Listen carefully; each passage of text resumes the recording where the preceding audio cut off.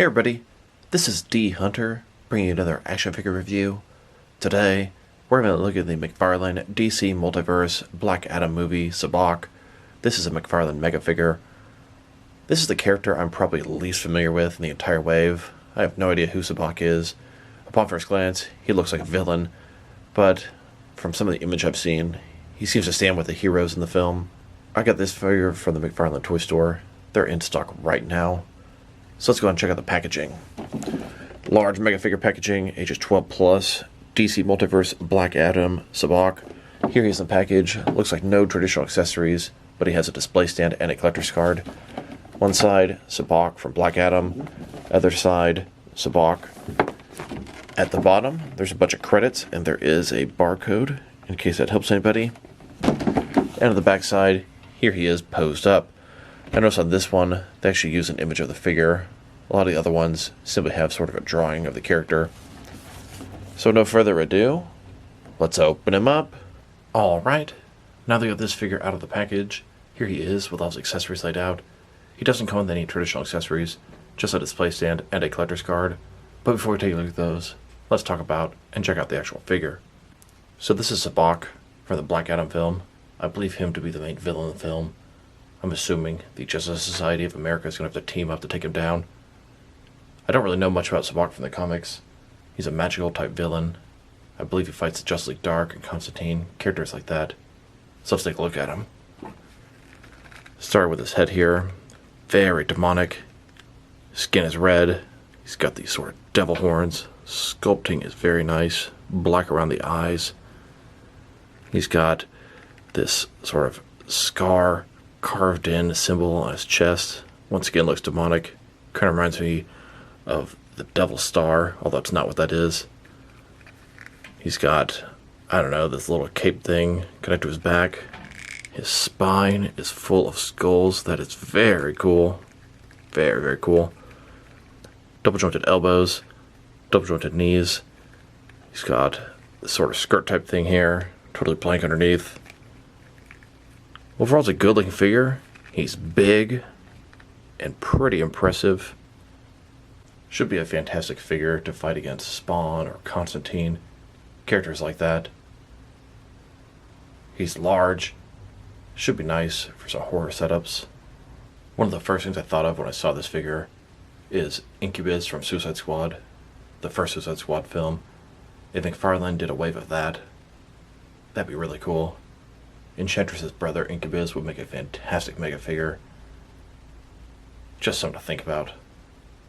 The movie may leave a little bit to be desired, but the designs were pretty cool, and McFarlane would absolutely kill them.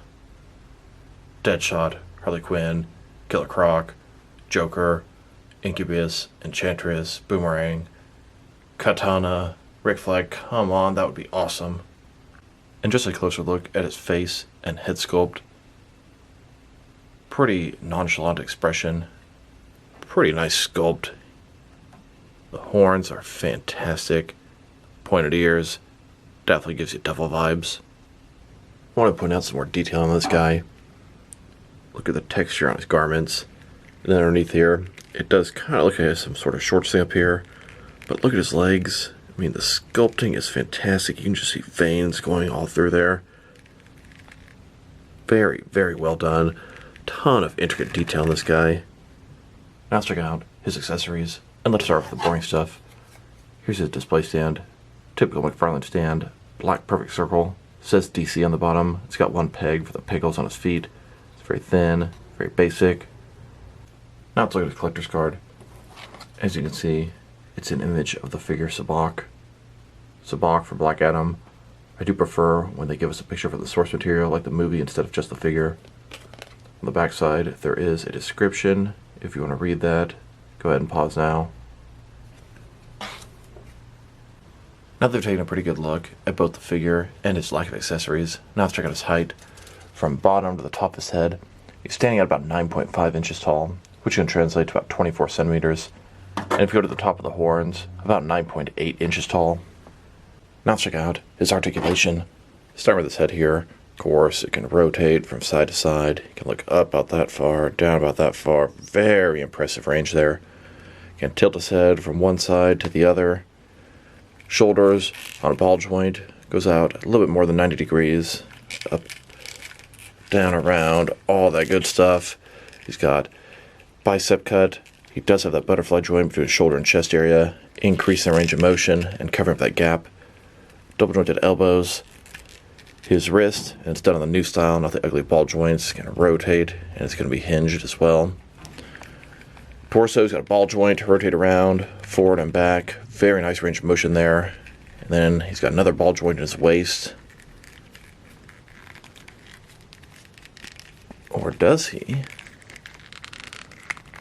Sure does, but it's kind of hard to access. It's below here under his garments, and it's also very tight. Yes, it can move, but you're not going to get that much out of it. You can barely rotate around, but forward and back, getting a little something. Just increasing the overall range of his torso. Legs, pretty much just the splits. Not a ball joint, but a similar type concept. Rotation is non-existent. They go forward about that far, back, not much. Double jointed knees. Then his ankle, also done the new style. Forward and back. Rotate. Tilt. Rock. And he has toe articulation. Here's the Justice Society of America meeting up. They're discussing the Black Adam situation. Enter Black Adam. He arrives in the city streets. And here's the JSA, ready for action. All pulling out their weapons, ready to go. I imagine in the movie, when they first find Black Adam, it's going to lead to a big battle, and then, by the end of the movie, they will have joined forces to save the world. They'll presumably be teaming up to take on Sabbac, save the world in Kandak. A closer look at Sabbac, taking on the JSA. Now let's check him out, next to some other action figures. Here he is, next to Atom Smasher, the other mega figure from this wave. Atom Smasher is a little bit bigger than Sabbac, but honestly, he's not big enough. And here he is, next to Black Adam, the star of the show. Sabbac is trying to destroy Black Adam's homeland of Kahndaq. Here's the entire Black Adam movie wave. We've got 8 figures so far. There's at least one more coming. Black Adam with a throne. I'm not sure where that figure is going to be exclusive from. Here's Sabbac, next to Constantine. They've been counting each other tons of times in the comics. Then, next to Spawn, I think they would be a great matchup. Now let's check them out. Next to some other McFarlane DC Megafigures. Here are the 2 most recent Megafigures, Bane and Necron. I got them from the McFarlane toy store. They're more recent than the 2 Black Adam Megafigures. Before them, it was Sabbac and Atom Smasher from Black Adam. And before that, it was Killer Croc and Man-Bat. Here's Sabbac, next to Clayface and Titan Joker. Before that, they made Swamp Thing, and he had 3 different variations. Here's Sabbac, next to the Walmart exclusive mega version of King Shark. And here he is, next to the first assortment of mega figures, Steppenwolf and Darkseid from Zack Snyder's Justice League. Now let's check him out, next to some other recently released McFarlane DC Multiverse figures. Here he is, next to the Walmart exclusive Gold Label Collection, Azrael Batman Armor, and Parallax Hal Jordan. Then, next to the Infinite Frontier Scarecrow and the Court of Owls Talon. Here's Sabbac, next to the Future State Superman, and the New 52 Static Shock. And here he is, next to the first assortment of Page Punchers. Still need the black and white version of Black Adam. Then, with the Blackest Nightwave, collect a build Atrocitus. Here's Sabbac, next to both versions of Martian Manhunter, both Classic and Rebirth.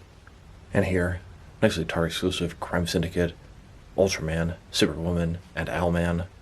And here, with both versions of the Future State, Dark Detective Batman. Then, with all 3 versions of Lex Luthor in his power suit.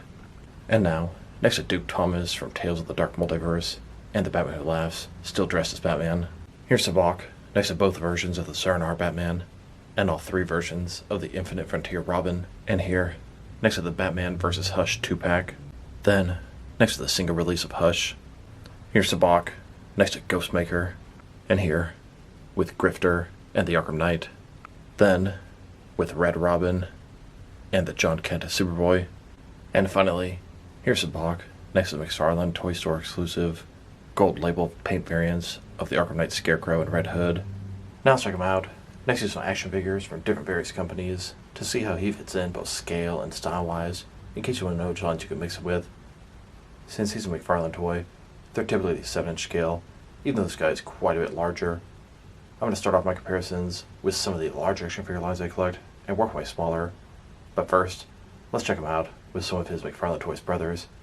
In front of you are 5 different action figure lines, all from McFarlane Toys, all 7-inch scale.